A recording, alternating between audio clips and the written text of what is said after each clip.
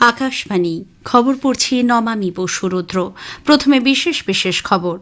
প্রধানমন্ত্রী নরেন্দ্র মোদী বলেছেন, সমগ্র বিশ্ব আশা ও ইতিবাচক মনোভাব নিয়ে ভারতের দিকে তাকিয়ে রয়েছে এবং উন্নয়নের জন্য যুব সমাজকে কাজে লাগাতে আগ্রহী। প্রবীণ বিজেপি নেতা স্বরাষ্ট্রমন্ত্রী অমিত শাহ তামিলনাড়ুতে আসন্ন বিধানসভা নির্বাচনে জয় সুনিশ্চিত করার জন্য দলীয় নেতাকর্মীদের প্রতি আহ্বান জানিয়েছেন। এসআইআর প্রক্রিয়া বন্ধ করার দাবি জানিয়ে পশ্চিমবঙ্গের মুখ্যমন্ত্রী মমতা ব্যানার্জির চিঠির পাল্টা হিসেবে রাজ্যের বিরোধী দলনেতা শুভেন্দু অধিকারীও মুখ্য নির্বাচন কমিশনার জ্ঞানেশ কুমারকে চিঠি লিখেছেন। বিজ্ঞান ও প্রযুক্তি মন্ত্রী ড জিতেন্দ্র সিং আজ national primary standard facility for solar cell calibration এবং ন্যাশনাল এনভায়রনমেন্টাল স্ট্যান্ডার্ড ল্যাবরেটরির উদ্বোধন করেছেন। প্রতিরক্ষামন্ত্রী রাজনাথ সিং এর উপস্থিতিতে আজ উপকূলরক্ষী বাহিনীতে অন্তর্ভুক্ত হয়েছে দেশীয় প্রযুক্তিতে তৈরি প্রথম দূষণ নিয়ন্ত্রণকারী জলযান সমুদ্র প্রতাপ। আর সে বিস্তারিত খবরে প্রধানমন্ত্রী নরেন্দ্র মোদী বলেছেন, সমগ্র বিশ্ব আশা ও ইতিবাচক মনোভাব নিয়ে ভারতের দিকে তাকিয়ে রয়েছে এবং উন্নয়নের জন্য যুব সমাজকে কাজে লাগাতে আগ্রহী। আন্তর্জাতিক নানা চ্যালেঞ্জের সমাধান এই দেশ থেকেই উঠে আসছে। প্রধানমন্ত্রী বলেন, সহস্রাধিক বছরের বেশি সময় ধরে অটল থাকা সোমনাথ মন্দির দেশের অদম্য নাগরিক চেতনার উদাহরণ হয়ে রয়েছে। 1026 খ্রিস্টাব্দে সোমনাথ মন্দিরের ওপর হানা প্রথম আক্রমণের পর থেকে 1000 বছরের ঐতিহাসিক মাইলফলক পার উপলক্ষে এক সম্পাদকীয় নিবন্ধে প্রধানমন্ত্রী বলেন, 1026 সালের জানুয়ারি মাসে গজনী মাহমুদ এই মন্দিরে হিংসাত্মক ও বর্বরচিত্ত হারার মাধ্যমে বিশ্বাস ও সভ্যতার এক মহান প্রতীক ধ্বংস করার চেষ্টা করেছিলেন। 1000 বছর পরেও মন্দিরটিকে এখনও আগের মতোই মহিমান্বিত করে তোলার জন্য বহু চেষ্টা ও সংকল্প করা হয়েছে। পরে প্রধানমন্ত্রী একটি অডিও বার্তাও শেয়ার করেন। सोमनाथ हमें यह बताता है कि घृणा और कट्टरता में विनाश की विकृत ताकत हो सकती है, लेकिन आस्था में सृजन की शक्ति होती है। करोड़ों श्रद्धालुओं के लिए सोमनाथ आज भी आशा का अनंत नाद है। यह विश्वास का वह स्वर है जो टूटने के बाद भी उठने की प्रेरणा देता है। अगर 1000 साल पहले खंडित हुआ सोमनाथ मंदिर अपने पूरे वैभव के साथ फिर से खड़ा हो सकता है, तो हम 1000 साल पहले का समृद्ध भारत भी बना सकते हैं। প্রধানমন্ত্রী মোদী আগামী রবিবার গুজরাটের সোমনাথ মন্দির যাবেন। প্রবীণ বিজেপি নেতা স্বরাষ্ট্রমন্ত্রী অমিত শাহ তামিলনাড়ুতে আসন্ন বিধানসভা নির্বাচনে জয় সুনিশ্চিত করার জন্য দলীয় নেতাকর্মীদের প্রতি আহ্বান জানিয়েছেন। তিরুচিতে আজ এক রুদ্ধদ্বার বৈঠকে শ্রী শাহ শাসক ডিএমকের ব্যর্থতাকে জনসাধারণের সামনে তুলে ধরার ওপর জোর দেন। বর্তমান শাসক দলের পরাজয় সুনিশ্চিত করতে এআইএডিএমকে নেতৃবৃন্দের সঙ্গেও তিনি আজ কথা বলেন।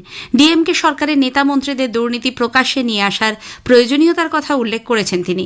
গতকাল শ্রী শাহ এক জনসভায় অভিযোগ করেন, ডিএমকে সরকার রাজ্যে পরিবারতন্ত্র কায়েম করতে চাইছে, একই সঙ্গে জনগণের মনে হিন্দু বিরোধী মনোভাব প্রতিষ্ঠা করতে চাইছে বলেও মন্তব্য করেন তিনি।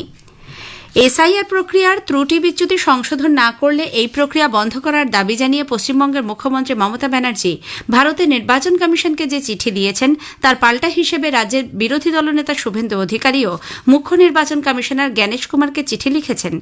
বিরোধী দলনেতা বলেছেন, ভোটার তালিকায় বিশেষ নিবিড় সংশোধন নিয়ে মুখ্যমন্ত্রীর যাবতীয় অভিযোগ কল্পনাপ্রসূত। এসআইআর নিয়ে ভীত হয়েই একের পর এক মিথ্যা অভিযোগ তুলছেন মুখ্যমন্ত্রী। প্রকৃতপক্ষে এই প্রক্রিয়ার ফলে ভুয়ো, মৃত এবং অবৈধ ভোটার ধরা পড়েছে, চিহ্নিত হয়েছে অনুপ্রবেশকারীরা। এর প্রভাব পড়বে তৃণমূল কংগ্রেসের ভোট বাক্সে। বছরের পর বছর নির্বাচনে কারচুপি করে আসছে রাজ্যের শাসক দল। আগামী নির্বাচনে ভোট ব্যাংকে ভাটা পড়ার আশঙ্কা থেকে মুখ্যমন্ত্রী একের পর এক অসত্য ব্যাখ্যা দিয়ে চলেছেন বলে চিঠিতে শ্রী অধিকারী উল্লেখ করেছেন। এসআইআর প্রক্রিয়ার প্রস্তুতির অভাব নিয়ে মুখ্যমন্ত্রীর অভিযোগের প্রেক্ষিতে তিনি বলেন, গোটা দেশে আলোচনা এবং প্রশিক্ষণের পরেই এই প্রক্রিয়া চালু হয়েছে। রাজ্যের 50,000 বিএলও এবং ইআরওকে যথাযথ প্রশিক্ষণ দেওয়া হয়েছে। পশ্চিমবঙ্গের রাজ্যপাল সিভি আনন্দ বোসের উদ্যোগে জাতীয় স্তোত্র বন্দে মাতরমের সার্ধ শতবর্ষ পূর্তি উপলক্ষে দুদিনের কর্মসূচির আজ সূচনা হয়েছে। কলকাতায় জোড়াসাঁকো ঠাকুরবাড়িতে রাজ্যপাল অখণ্ড জ্যোতি প্রজ্বলন করেন। বিকেলে ভারতীয় জাদুঘর থেকে ভিক্টোরিয়া মেমোরিয়াল পর্যন্ত এক বর্ণাঢ্য পদযাত্রার আয়োজন করা হয়।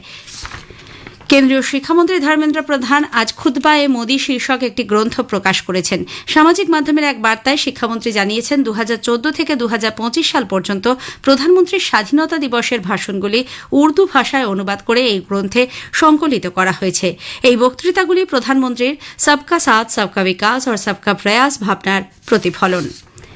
2025 সাল শুধুমাত্র একটি বছরই ছিল না, এই বছরটি বিশ্বমঞ্চে ভারতের উত্থানের একটি গুরুত্বপূর্ণ সময়কাল। একটি প্রতিবেদন। অর্থনৈতিক অনিশ্চয়তা, ভূরাজনৈতিক পটভূমি এবং ক্ষমতার সমীকরণ পরিবর্তনের মধ্যেও প্রধানমন্ত্রী নরেন্দ্র মোদী বিশ্বব্যাপী একজন কেন্দ্রীয় ব্যক্তিত্ব হিসেবে আলোচিত হয়েছেন।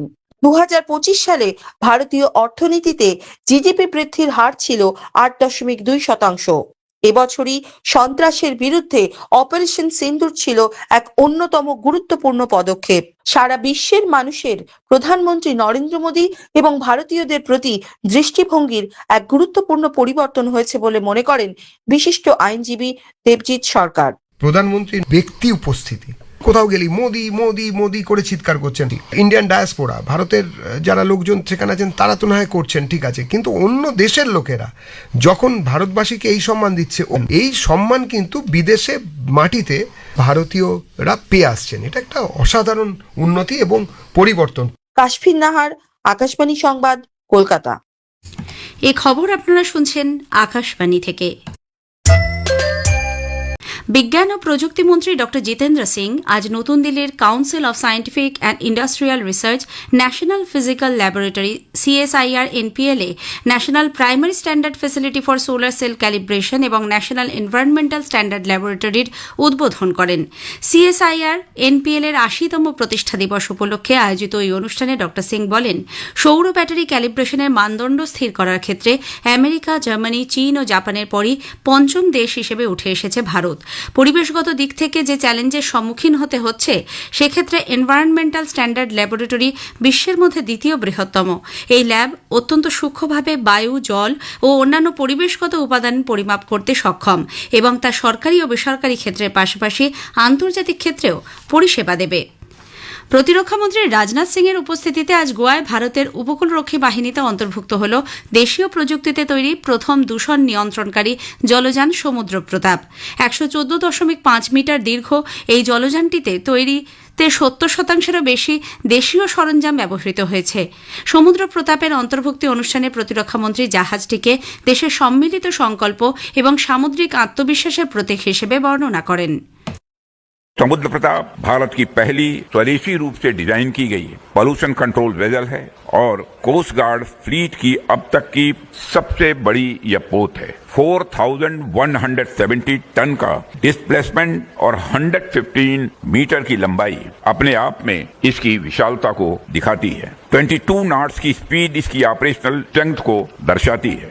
इसमें advance pollution detection system, dedicated pollution response boats और आधुनिक फायर फाइटिंग कैपेबिलिटी भी मौजूद है, जिससे इसकी रीच और इफेक्टिवनेस कई गुना बढ़ जाती है। 2020 সালের দিল্লি দাঙ্গা ষড়যন্ত্র মামলায় ওমর খালিদ এবং শারজিল ইমামের জামিনের আবেদন খারিজ করে দিয়েছে সুপ্রিম কোর্ট। অভিযুক্তদের বিরুদ্ধে UAPA আইনের অধীনে একটি প্রাথমিক মামলা রয়েছে, তবে বিচারপতি অরবিন্দ কুমার এবং বিচারপতি NV আঞ্জারিয়ার বেঞ্চ এই মামলায় অন্য 5 অভিযুক্তর জামিন মঞ্জুর করেছে। ভারতীয় সেনার ইঞ্জিনিয়াররা শ্রীলঙ্কার মধ্য ওয়া প্রদেশের মধ্যে সড়ক যোগাযোগ পুনরায় শুরু করার লক্ষ্যে কাজ চালিয়েছে।